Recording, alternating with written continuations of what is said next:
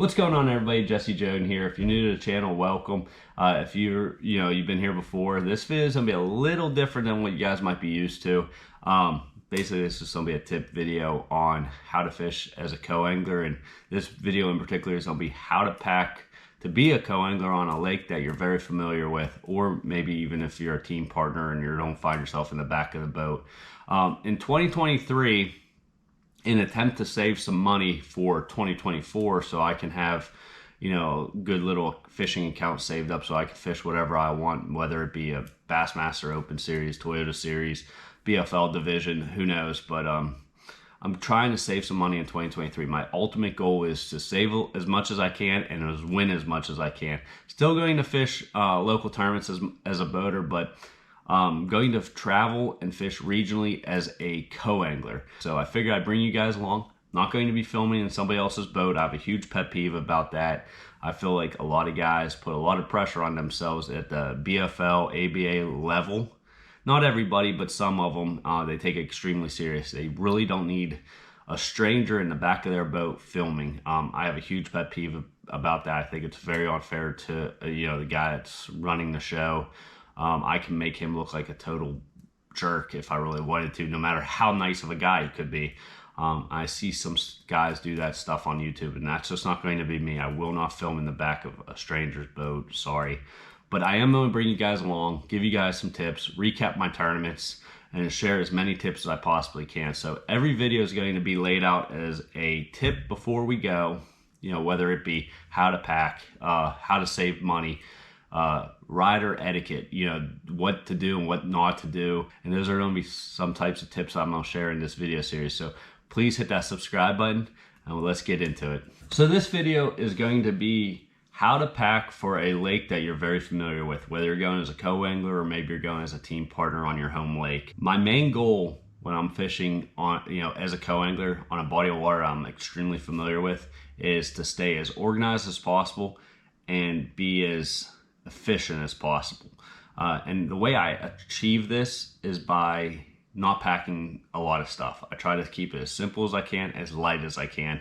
I only take my confidence baits, try to have, whatever I might be faced covered, and I keep it extremely simple. If I take a bunch of extra stuff and if the fish aren't cooperating, instead of me really being focused on my presentation, how to trigger a bite, I'm going to be trying a bunch of different stuff, off the wall type stuff, and I'm not going to be successful doing that.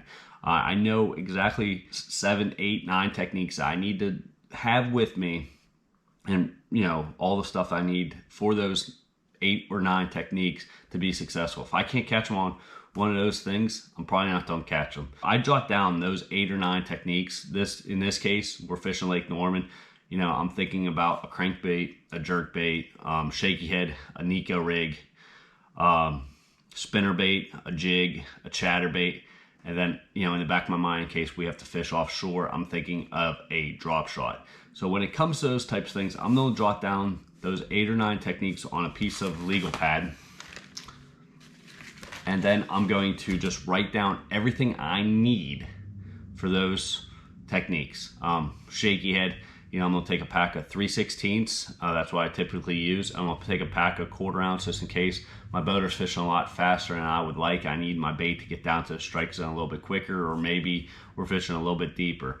Draw shot, perfect example. I'm going to take 1 pack of robo worms. That's what I'm going to throw on that lake. I have the most confidence in a morning dawn robo worm. If they don't bite that on a drop shot, then I'm probably not going to get bit on a drop shot.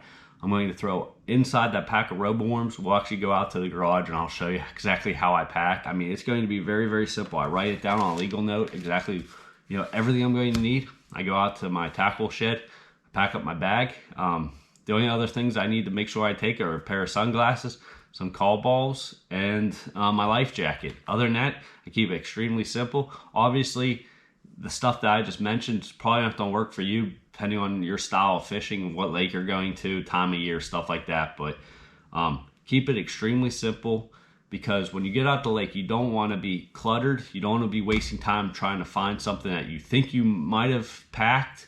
I'm going to be extremely organized, extremely efficient out on the water, and I'm going to keep my brain as least cluttered as possible so that I can more focused on the fishing, my presentation, my casting, than trying to try 100 different baits. I don't need to be cluttered like that. I need to just fish hard, and I'm sure I'll be pretty successful out on the lake. So let's go out to the tackle shed. I'll show you how I actually pack some of my bag up. So we're out here in the tackle shed, packing for Lake Norman.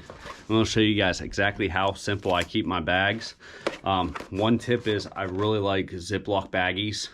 I can put whole techniques in these baggies, you know, hooks, weights, whatever bait I need. Put them in my bag, extremely organized. So I'll just show you guys, these are my two types bags. You know, I have this bag. It's a pretty large bag. It fits in every boater that I ever had. It fits in the back compartment. That's, you know, don't ever have a bag bigger than a back compartment on a bass boat unless you're in some like 17-foot tracker or something. But, you know, if you're in a normal 20-foot bass boat, have a bag that fits in the back compartment in case your boater wants you to put your stuff back there. Your bag can fit in there. And then I have this smaller bag. This is the bag that I'm going to be packing for Lake Norman. It only fits like 3 tackle boxes and a few hooks and stuff like that. Because of its size, I'm able to stay extremely efficient, extremely organized.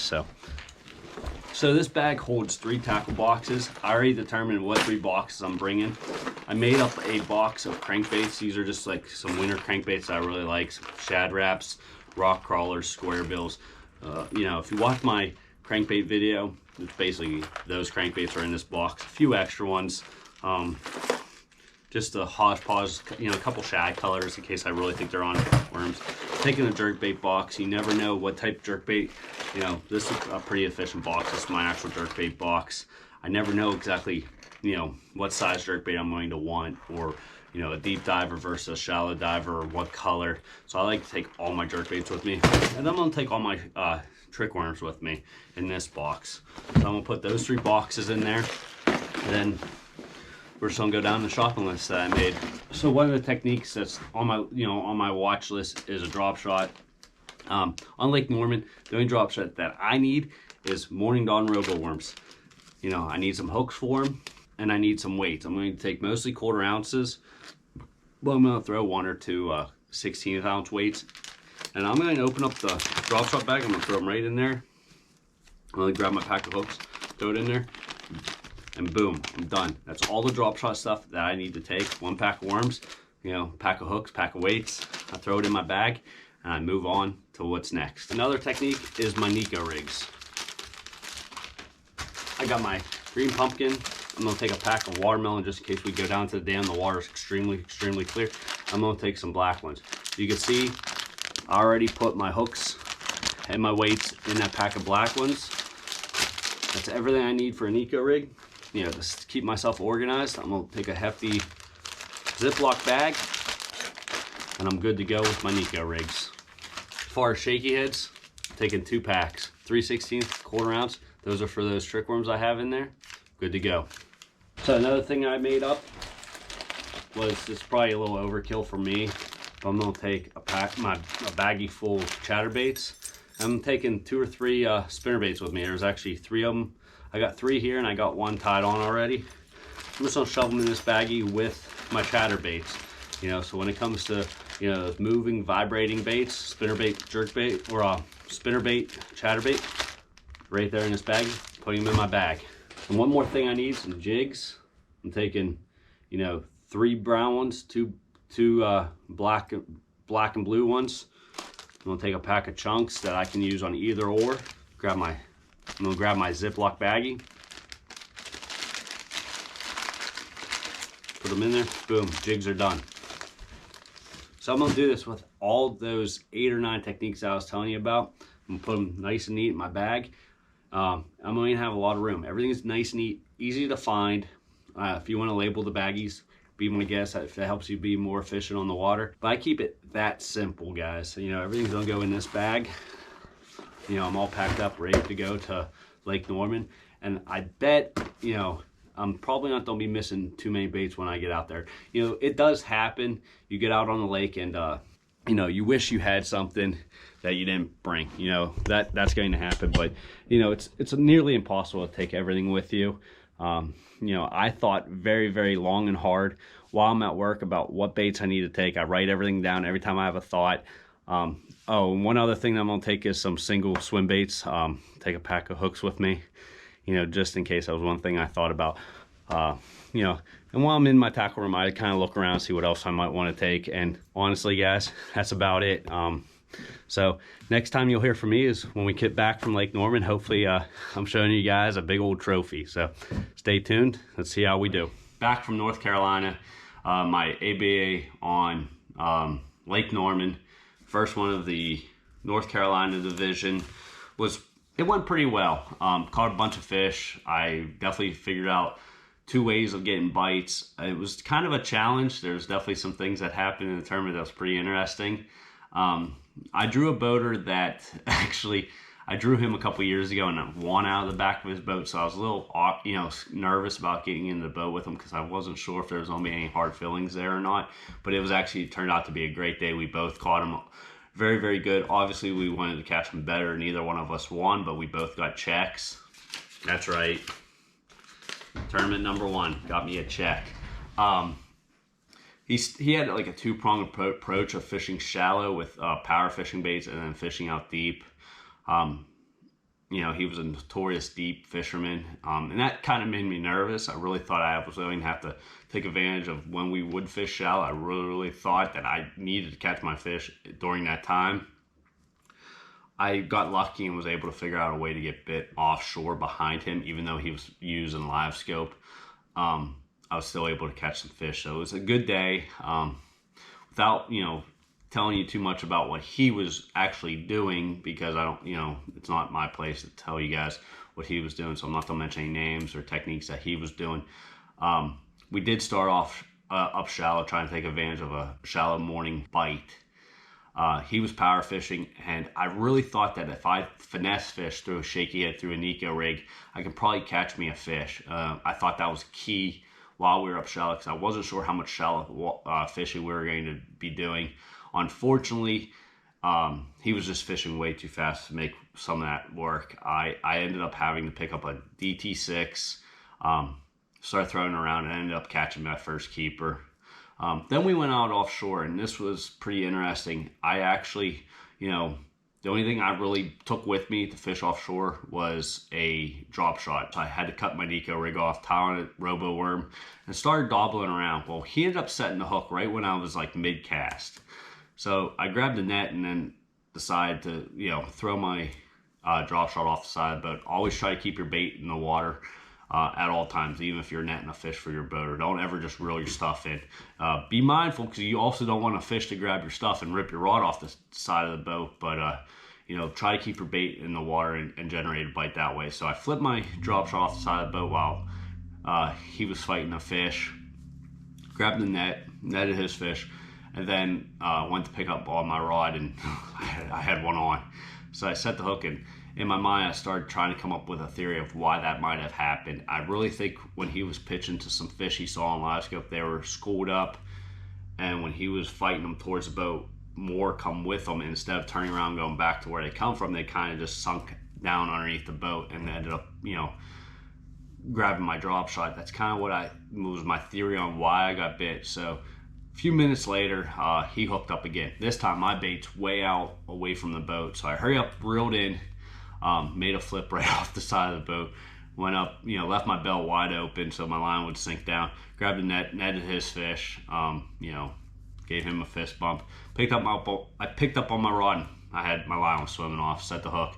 That was keeper number 3 for me. Ended up getting a limit very, very early in the day. Figured out a way to catch him, you know, behind him offshore, which was very, very crucial. But it wasn't the way I caught my big fish. I did do that all day, but every time we go shallow, now that I cut my Nico rig off, I was kind of limited on what I could throw up shallow. It was either going to be a moving bait, or I was going to have to, you know, tie on a jig or throw my shaky head. So I started kind of throwing my shaky head. We got into this one pocket, and it was just slick calm. I'm like, man, this is going to be Nico rig type fishing. He was fishing kind of fast, but this particular instance, he actually slowed down a little bit. So I cut my drop shot off, put it in a safe place. I knew I was going to need to put it back on when we went offshore. tied on my Nico rig, skipped it up under a dock, and ended up catching a pretty nice fish. At this point, it was my biggest one of the day. Then we ended up going back out offshore, had to cut the Nico rig off, put it in a safe place, tied the drop shot back on, and started catching some more fish. Then we went up shallow, cut the drop shot off, and I had to go back and forth. So one thing I had to learn how to do was read the water before he would actually shut down, just to see what type of water we'd be fishing. And what I would do is I would actually cut my bait off, retie, whether it be the Nico rig or the drop shot, based on what I was seeing before we'd actually even get there. Just trying to be extremely efficient. That way when he put the trolling motor down, I was ready to go. So it was a lot of hard work, but it paid off. I ended up catching my 2 best fish on that Nico rig. The drop shot caught me most of my fish. It ended up being a good day. I finished 4th place. Really needed, one good bite, like a 3.5 to 4 pound bite, but never got it. I landed everything that bit, so it was a pretty good day.